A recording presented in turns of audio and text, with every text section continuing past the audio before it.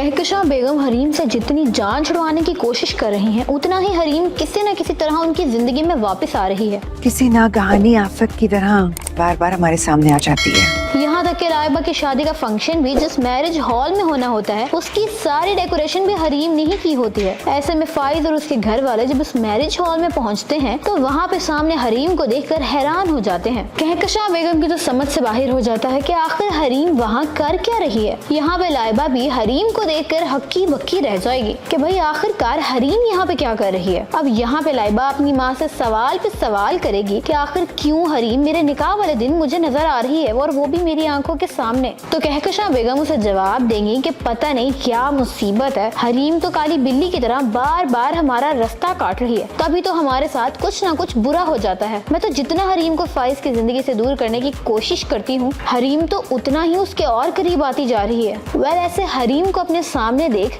फाइज को नासिर की बताई हुई बातें सच मालूम होना शुरू हो जाएंगी। अब जब मुदस्सिर अपनी असिस्टेंट हरीम की मुलाकात फाइज से करवाता है तो फाइज ये देखकर और भी हैरान और परेशान रह जाता है। रही बात कहकशां बेगम की, तो उसे तो हरीम पे बहुत ही ज्यादा गुस्सा होगा। अब वो मुदस्सिर के पास जाती है और उसे यही कहेगी कि भाई इस लड़की को क्यों हमारे फंक्शन पर लेकर आए हो। अब वो यहाँ हरीम से बहुत ही ज्यादा बदतमीजी करेगी। फाइज तो चुपचाप सब बर्दाश्त करना सीख ही गया होगा, लेकिन मुदस्सिर से हरीम की बेइज्जती बिल्कुल भी बर्दाश्त नहीं होगी और वो वहाँ पे कहकशां को बोलेगा कि आखिर आप मेरी असिस्टेंट के साथ इतनी बदतमीजी से क्यों पेश आ रही हैं। लेकिन जनाब यहाँ पे कहकशां बेगम के साथ भी वही होने जा रहा है जो उसने हरीम के साथ किया था और यहाँ पे नुकसान और जिल्लत कहकशां बेगम के हिस्से की जीनत बनेगी, क्योंकि यहाँ लाइबा का निकाह हो रहा होता है और उसकी सास ऐन मौके पे इस निकाह को रुकवा देती है और कहती है कि भाई ये निकाह तो हरगिज नहीं हो सकता। रुक जाइए, ये निकाह नहीं हो सकता।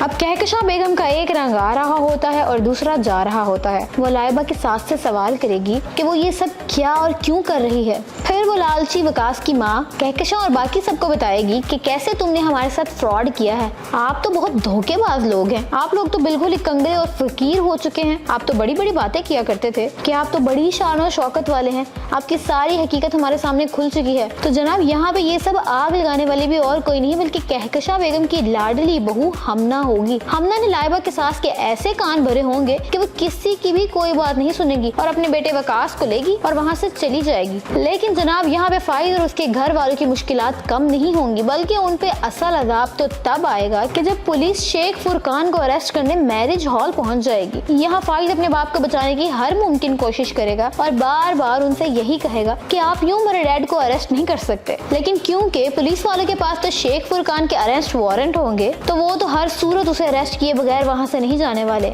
अब यहाँ पे पुलिस शेख फुरकान को अरेस्ट करके ले जाएगी पुलिस स्टेशन और कहकशां बेगम हाथ मलती की मलती रह जाएंगी। तो व्यूअर्स, इतना सब कुछ हो जाने के बाद भी क्या कहकशां बेगम को अपनी गलती का जरा सा भी एहसास होगा कि जिस तरह उसने हरीम के साथ इतना बुरा किया, उसका सारा किया धरा उसकी अपनी बेटी के आगे आ जाएगा। आपको क्या लगता है? अपनी राय कमेंट सेक्शन में जरूर बताइएगा और अगर वीडियो अच्छी लगी हो तो वीडियो को लाइक कीजिए और अगर आप चैनल पर नए हैं तो चैनल को सब्सक्राइब कीजिए।